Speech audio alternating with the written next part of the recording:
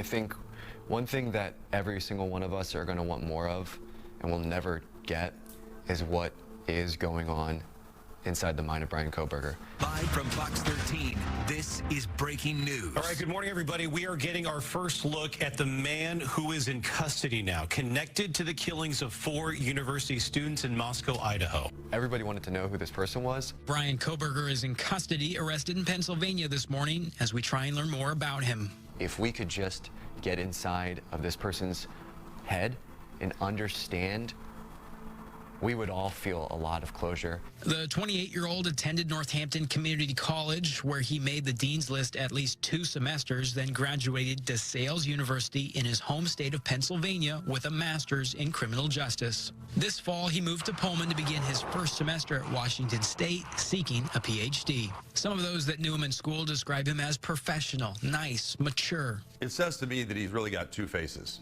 but the fact that he was able to hide this behind a calm and friendly demeanor and not set off any alerts or issues when he was getting an education, that's scary. He was very talkative and friendly person. Narong says Kohberger was passionate about criminology studies and his PhD. He would talk about he wants to know why people commit crime, what is the key reason behind crimes, and how people think while committing them. We've now had more court filings come out, right? Now we've learned he has autism, or he's been diagnosed with autism.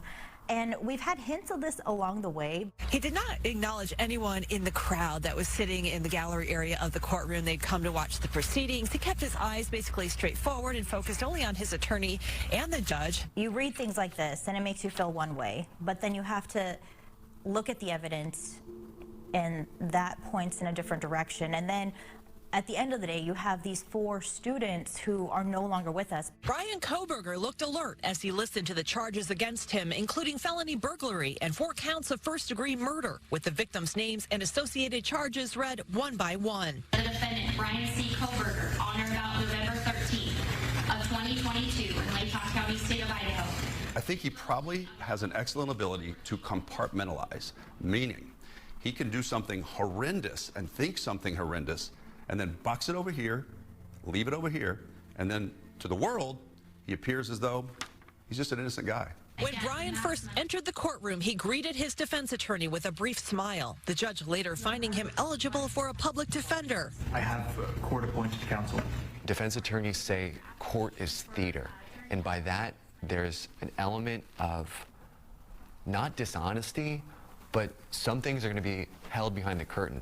Defense attorneys for Bryan Kohberger now suggesting that he had an alibi the night 4 University of Idaho students were murdered.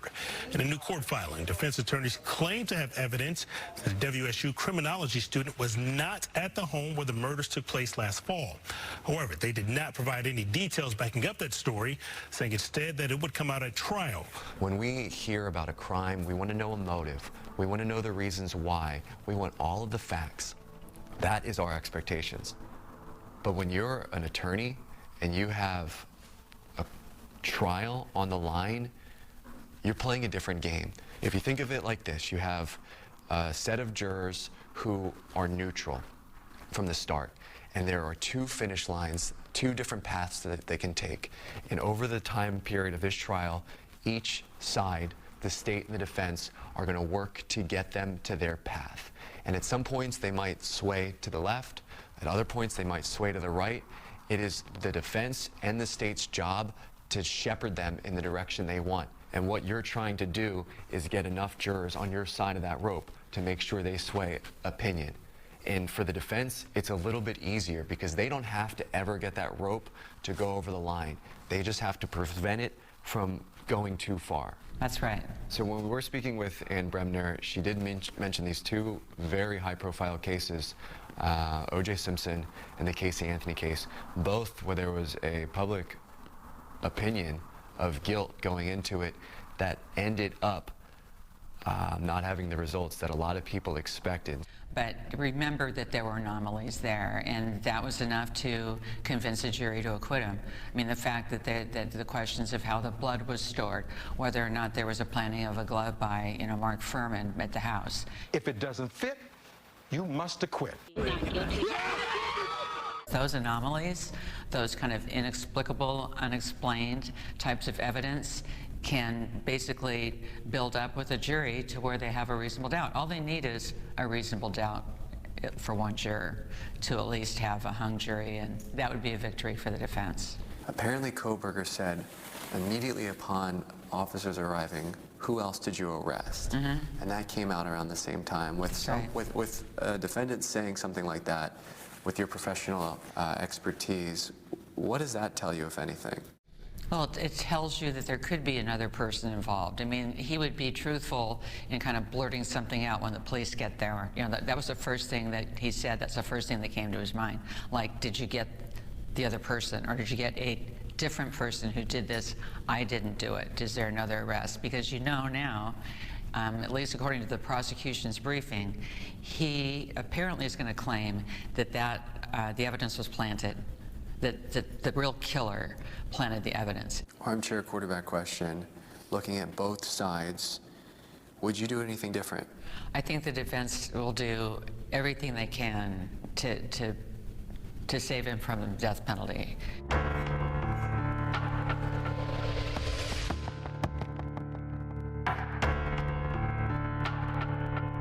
Attorneys claim he has autism, and now they're trying to use his diagnosis to get the death penalty taken off the table. You can't sentence somebody to death who's under the age of 18, and you can't sentence somebody to death who has intellectual disability.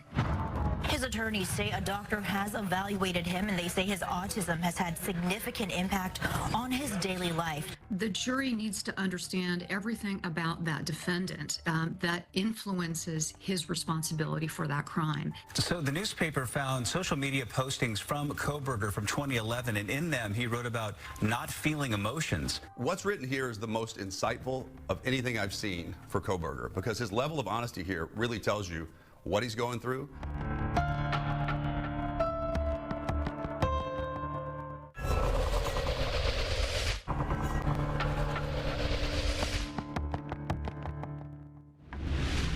I'll tell you, like, if I talk like to my family or my friends and they say, "Do you think he can get off?" I never heard that before. You know, just kind of, you know, out there in the ether, people saying, "Do you think he can get off?" And I think that's because of all of this press about all the attacks on the case by the defense.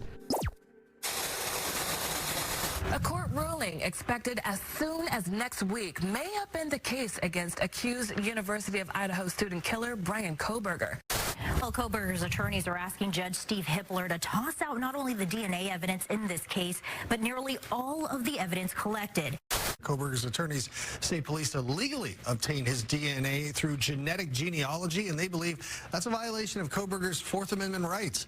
The defense also argues evidence was illegally collected from Kohberger's digital history, including Amazon, Apple, and Google accounts, as well as cell phone data, placing Kohberger at the scene of the murder a dozen times before the actual killings.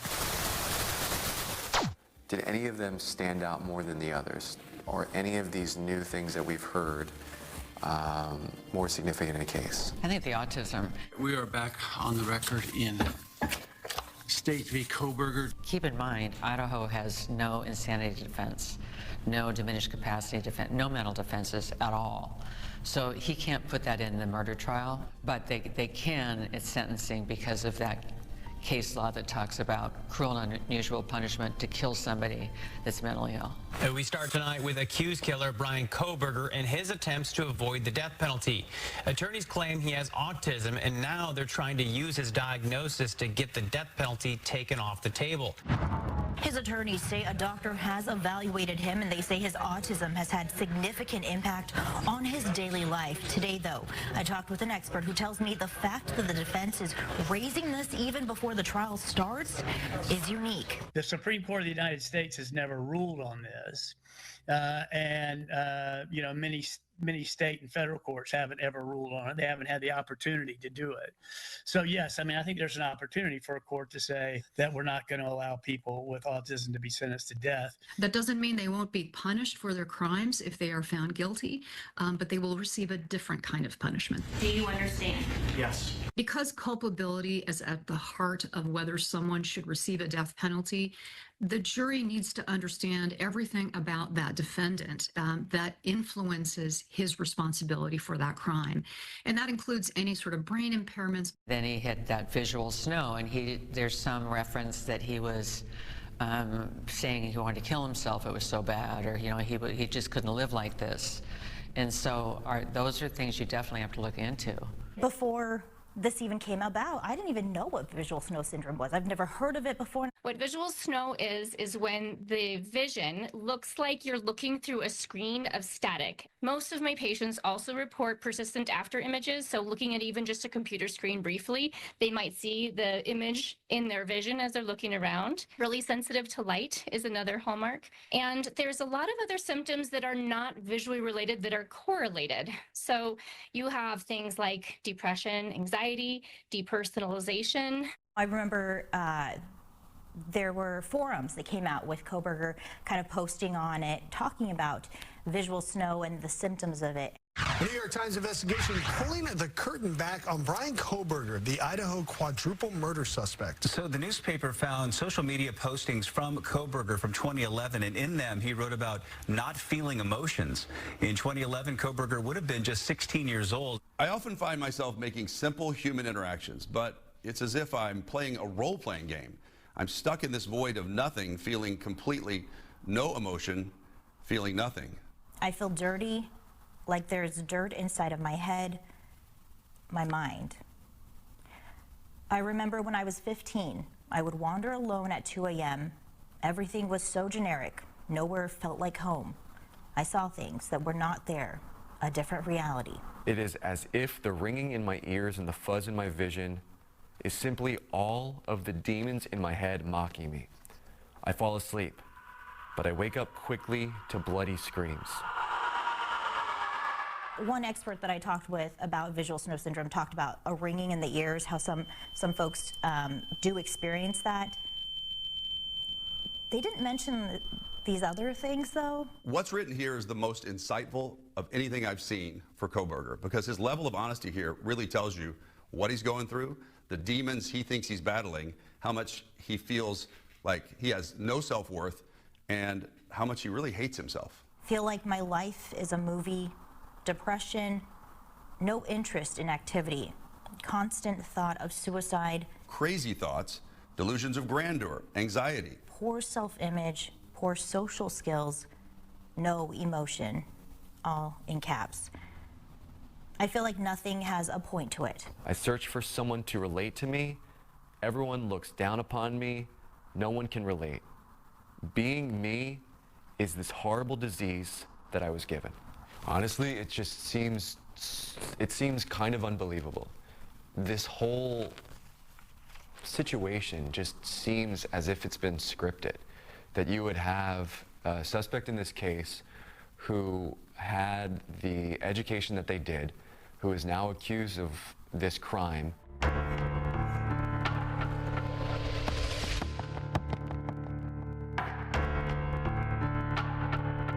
It is amazing to me that if he's guilty, he went to a state that has the death penalty by firing squad. We're comfortable with firearms. We see them to be used for justice. Some people have said maybe he did that as to kind of run into his own demise. Well, for most people, when they first hear the use of firing squad, they may think that's barbaric and awful.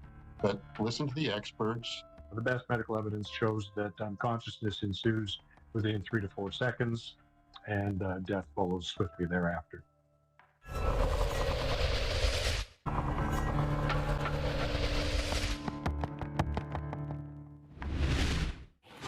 911 location of your emergency. Something is happening. Something's happening in our house. We don't know what. A flood of new evidence has been released ahead of the quadruple murder trial of Bryan Kohberger. That includes the 911 call made just hours after the murders. One of the roommates has passed out, and she was drunk last night and she's not waking up. Okay. Oh, and they saw some man in their house last night. Fox 13's Shira Matsuzawa talked with the father of one of the victims about that 911 call, Idaho's firing squad, and what he misses the most after his daughter's death. Honestly, it's terrible. My wife never wanted to hear it. She still doesn't hear it. She still hasn't listened to it. She probably never will. Steve Gonsalves is Kaylee's dad, but he also considers Maddie a daughter. We didn't lose one girl. We lost two. Seeing his face and hearing his name triggers Steve every time. You want to do all kinds of illegal things that you're not supposed to even talk about. It's terrible. If convicted, Kohberger faces the death penalty. His attorneys are fighting to get that removed. But it comes as Idaho Governor Brad Little signed legislation to make the firing squad the state's main method of execution. This is somebody playing God and ending people's lives. So we got to make a determination. We set an example that this isn't a place where we're going to tolerate this type of behavior. It is amazing to me that if he's guilty, he went to a state that has the death penalty by firing squad and has no insanity defense, no mental defense. If he stayed in our state, it might be a little bit different. 15-minute drive that changes the entire basis of this case. Exactly.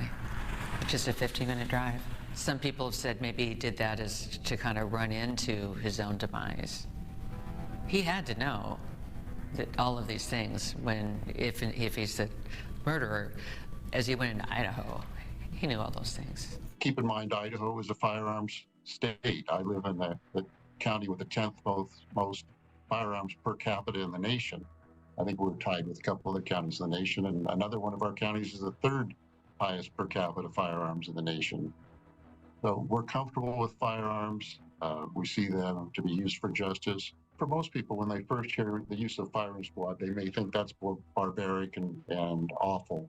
But listen to the experts. There's experts around the country that say this is the best way to go. I wouldn't say that I'm an advocate for firing squad execution. I'm just I'm probably the person, one of the few people who can explain it from a medical and ballistics perspective in such a manner that it's understandable. I'm an emergency physician. I'm a trauma specialist. So I don't rejoice in the fact that the state is going to kill these people by firing squad, lethal injection, or anything else. But the law states that the state can, and therefore it behooves me as a physician and my primary objective is not to necessarily to save lives, but to minimize suffering compared to some of the other violent means of death that are available at the hands of the state. Death by gunshot wound has less suffering associated with it. Any patrolman who has a rifle in his squad car in the state of Idaho is going to be capable of meeting the marksmanship standard of a firing squad easily.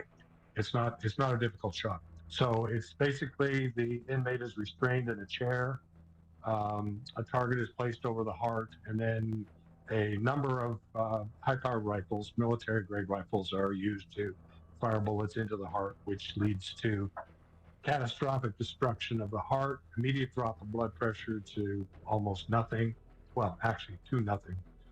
And then when blood flow ceases, the best medical evidence shows that unconsciousness ensues within 3 to 4 seconds, and death follows swiftly thereafter.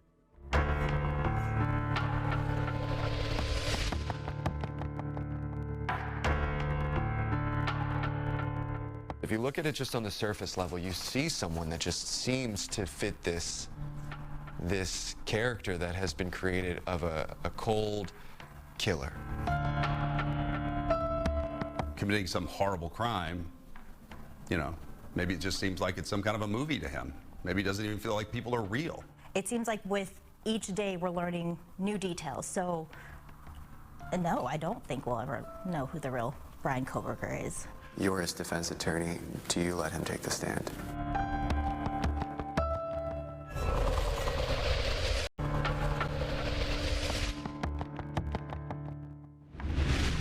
You're his defense attorney. Do you let him take the stand? I would never let him take the stand.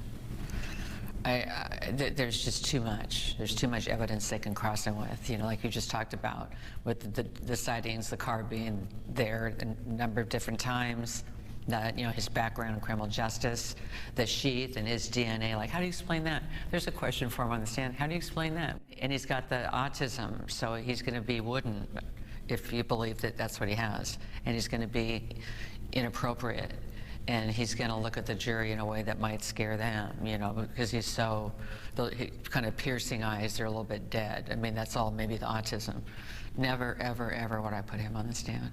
Delusions of grandeur, crazy thoughts, constant thought of suicide, mean for no reason, poor social skills, depression, lack of comprehension at sometimes. This just seems like the evidence that you would need to say, what more do you want?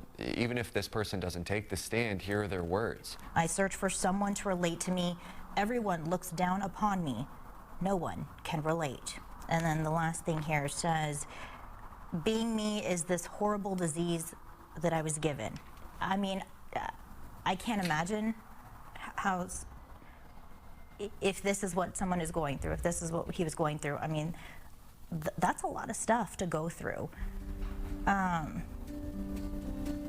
But if he's the one who killed these 4 students, that's no excuse. Committing some horrible crime, you know, maybe it just seems like it's some kind of a movie to him. Maybe he doesn't even feel like people are real. What if I let go? Where would I be? Would I ever come back to reality? I might spiral out of control and lose myself in the void. I don't think we're seeing the real Kohberger in court. I think the real Kohberger is the guy who went into the void to see what was in there. And now what we're seeing again is the mask, you know, the mask of perceived innocence, the mask of, I didn't do this.